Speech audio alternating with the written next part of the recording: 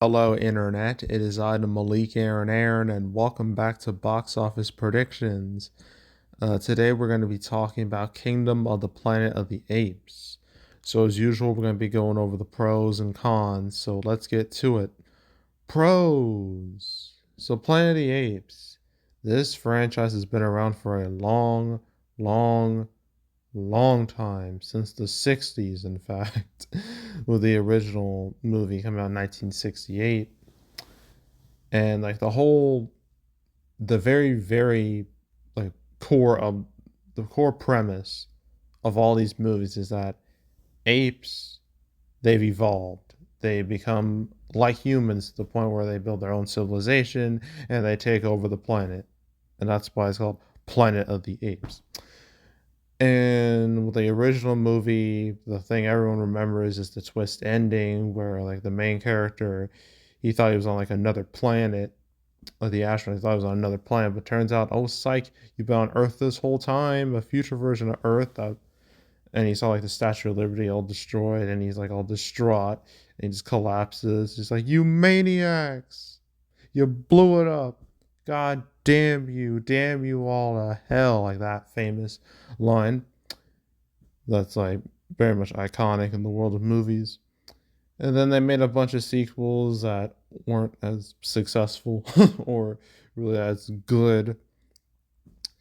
And then for a long time, there was like nothing.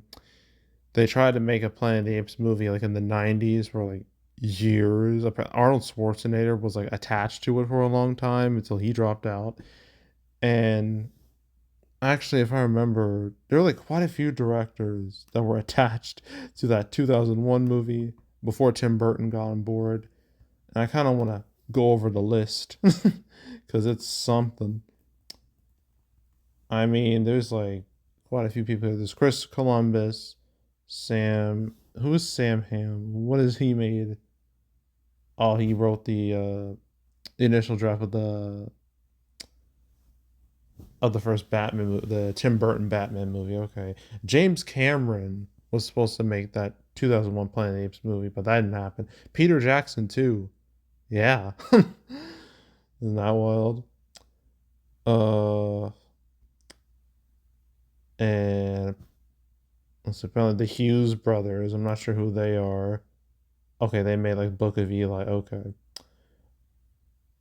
They were supposed to make it, and then that didn't happen either. Then Tim Burton finally was hired, and apparently, the filming for that movie ended in April 2001, and the movie came out in July. That is a 3 month gap. Like, God, I don't even want to imagine the post production hell that must have been like. But yeah, 2001 Planet of the Apes. It was a hit. It was a financial hit. Oh, fun fact, that's 68 million. That was actually, I believe, the second biggest opening ever at that time, which should really tell you how different the market was back then. Um, and it was one of the biggest moves of 2001, but critically, it was no good. Audiences hated it too, especially how it ended. Like it was supposed to have like a similar twist to the original movie, but it fell flat and it was more confusing than shocking, and it was just bad. It was so bad that Fox, even though they very much could have made a sequel, they just decided not to do it. They just said, "Nah, let's not." And instead, they hit the reboot button, and this is where we have our modern Planet of the Apes movies, starting with Rise of the Planet of the Apes, which came out in 2011. Damn, it's really been that long. um, yeah, this is when the Planet of the Apes movies really thrived, really started to thrive, with Andy Serkis's Caesar as the main character, where he did like the voice and motion capture for Caesar. And expectations for this were pretty low, understandably, because nobody liked the previous Planet of the Apes movie. So people were just like, why are we doing this again? But then the movie came out and people were like, whoa, damn, this is really good. And it was a big hit, made more money than the 2001 movie, and especially when it came out like in August. August is historically not a great month for movies, but this really shined. And as a result, it spawned a new Planet of the Apes series with its sequel, Dawn of the Planet of the Apes, coming out in 2014. Thanks to the goodwill of the previous movie and just overall just the hype machine full effect, it opened bigger than the first movie, 72 million. For the previous one, opened like 54. Made over 200 million domestic, 700 million worldwide. One of the biggest hits of 2014, which really isn't saying all that much because 2014 was a pretty shit year when it came to the box office. But this was definitely one of his brightest spots of that year, definitely. And it was widely acclaimed, just like Rise. And then in 2017, we had War for the Planet of the Apes, which was also acclaimed, but for some reason I will never truly understand. It did worse than both of the previous Planet of the Apes movies. It opened with like 56 million, made 146 million domestically, almost 500 million worldwide. I don't know what went wrong. Maybe it was Dunkirk coming out the next week. Maybe it was because, well, that summer, 2017 summer was shit. It was real shit. It was bad. There was just like a, I don't know, apathy amongst the the movie going public. I don't know. Like you think this would have done well because of how good the other two movies were and how good this was, but it just didn't happen, and it made me sad. But it wasn't a flop. It was just a successful disappointment. How it was. That's how I would describe a successful disappointment. But it was still widely acclaimed. So, Rise, Dawn, War, fantastic movies. And it seemed like that was going to be it until Disney, like after they bought Fox, they were just like, you know what? Let's make another one. And now we have Kingdom of the Planet of the Apes. So yeah, the whole Planet of the Apes series, it's definitely had its highs and lows, but recently it's having a whole lot of highs thanks to the movies that came out in the 2010s. Like that trilogy really just propelled the whole franchise. So yeah, just brand name recognition, particularly like the previous three movies, will label that as a pro. Another pro is that reviews for this movie are pretty darn good. They're not as high as the other recent Apes movies, but 81%, I can't call that bad. Like 81% is pretty good. Audience score is a lot more concerning. I mean, audience score is literally the same, 81%, but ideally it should be like in the 90s or something. Its cinema score really worries me. It has a B. A B. That you don't want that for a big movie. That is not acceptable. That's the same score The Flash got, and I believe the Marvels got the same thing. The Marvels. I gotta find Marvel. Damn it. Marvels. Was it a B? Yes. Same grade as the Marvels. So that's no good. So I don't know what's going on. Maybe I don't get what I don't know. I do plan on watching this, and maybe like maybe when I watch it, I'll understand why I got that P cinema score. Maybe it's because people may have thought Caesar was gonna show up or something, even though this movie takes place like 300 years in the future after the last movie. And plus, Caesar died. I mean, yeah, he died in War for the Planet of the Apes. Spoiler alert for a 7-year-old movie, by the way. Um, I don't know why this score is so low. I don't get. I guess I could read some audience reviews to get like a gist of the reaction. Confusing, but left enough to make a second movie. Someone said. Um, yeah, I don't want to go through like the whole thing. I usually only do that if it's like for a really bad movie, and audience reactions is just horrendous. But yeah, review scores are good. Audience score is a little left to be desired. So it's a bit of a pro and a con at the same time. So it's middle ground. So word of mouth is middle ground. I guess another pro is that competition is just not there at all. I mean, Fall Guy fell on its face completely last week, and everything else is just dead or old. And this is pretty much like the only main. I know there's not another church movie, but let's be real. This is the only Kingdom of the Planet of the Apes is the only real movie coming out this weekend, so it has that going for it. And there won't be any real direct competition until Furiosa in 2 weeks. And oh, fun fact, this movie and Furiosa they shared the same date for a long time, and I knew that was never going to work out because you can't have two sci-fi movies opening at the same time. That wouldn't help either of them.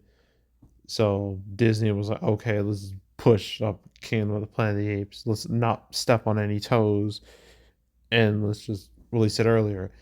And that's what they did.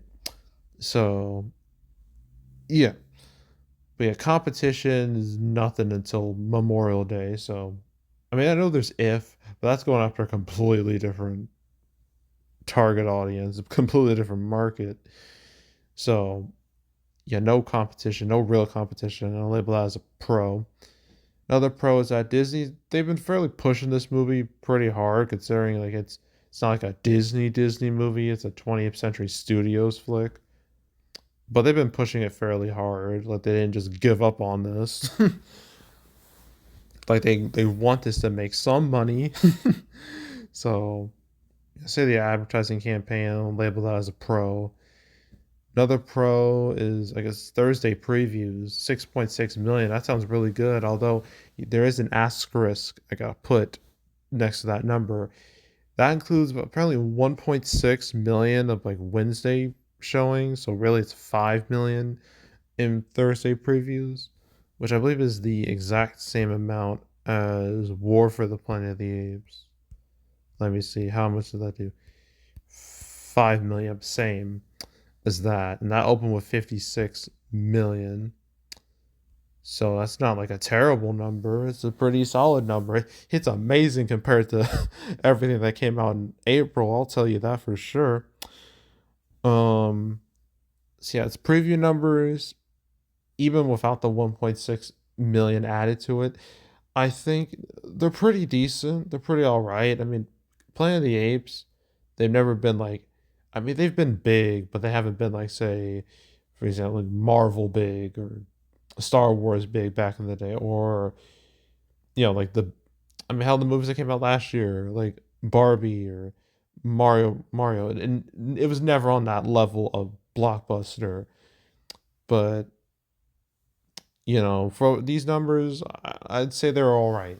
So I'm gonna label that as a pro. Okay, cons. I already mentioned the audience score. That's a pretty big con in my book. But I guess another con is well, first of all, the market is hella depressed. 2024 has just been an absolute nightmare at the box office. The only month that was good was March, and April was just a write off, a total write off, and May. May is supposed to be the start of the summer season. Things are supposed to get exciting, and last week that didn't happen at all because Fall Guy just flopped completely, and it basically just it may have been that movie may have been an omen for the rest of the summer season. I don't know,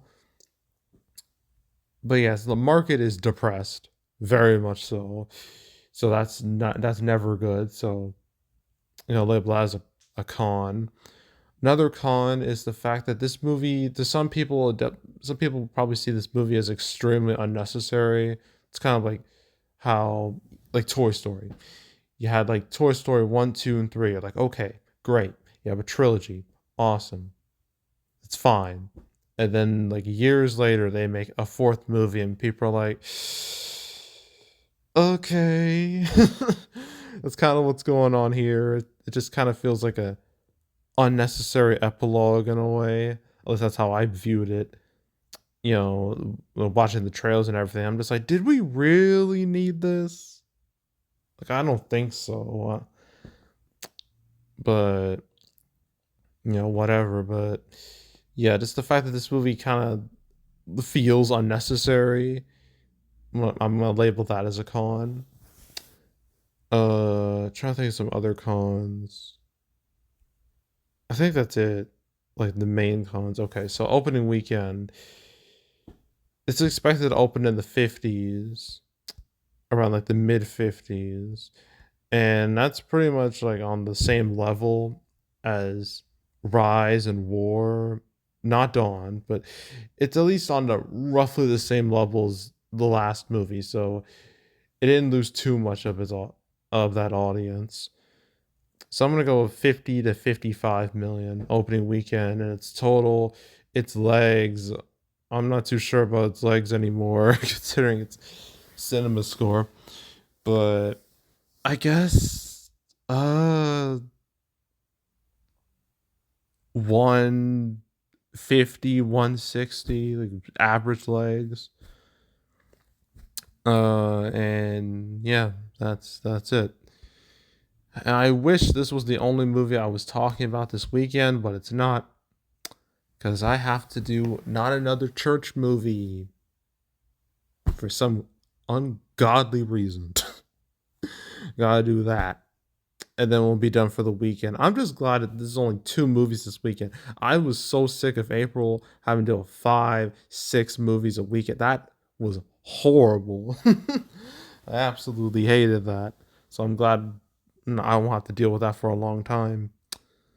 So yeah, but anyway, yeah, that's it. That's all. Make sure to subscribe, like this video, leave a comment, turn on notifications, share the whole drill. We'll check out more videos like this. I got playlists on the homepage, all previous prediction videos I made this year. You want to watch any of the videos I made this year, any of the past prediction videos I made the past few years, you can go right ahead. There's also the canceled series where I go over all the movies that were supposed to come out but didn't. Kingdom of the Planet of the Apes. I talked about it twice. Yes, twice. So the first time was episode 160. I talked about it alongside Dune Part 2 and the new M. Night Shyamalan movie, which is now known as Trap. Talked about it then. And yeah, and like oh, in the description of that video, I thought Kingdom of the Planet of the Apes was a reboot. I didn't know it was a sequel initially. I thought it was just a reboot, but nope. I was like, oh, it's continuing the story. It's not restarting it. Okay. And then the second time I talked about it was episode 228, um, where it moved up from Furiosa and moved away from Furiosa and went up, and now like 2 weeks earlier, which is where it's releasing now. And yeah, those are the 2 times I talked about it. So if you want to watch those videos, those specific episodes, or any other ones I've done, I literally just made a new episode like about an hour ago. Episode 245. That's about Fast 11 and Masters of the Universe and 28 years later, and shoot, there's another Lord of the Rings Hunt for Gollum. Talked about all those at episode 245. So if you want to watch that or any other ones on the channel, you want to binge all the cancel episodes, go right ahead. I highly encourage you to do it, so go do it. And there's also box office recaps where I go over the box office results for any particular month. My April recap, I told myself I will make it next week. I'm not gonna like it, but I'm gonna do it. Okay. I don't want to push that back endlessly. It will happen next week. Okay. But anyway, if you want to watch any of the past recap videos I made on the channel, you can go right ahead. And yeah, that's it. That's all. I am out. Goodbye.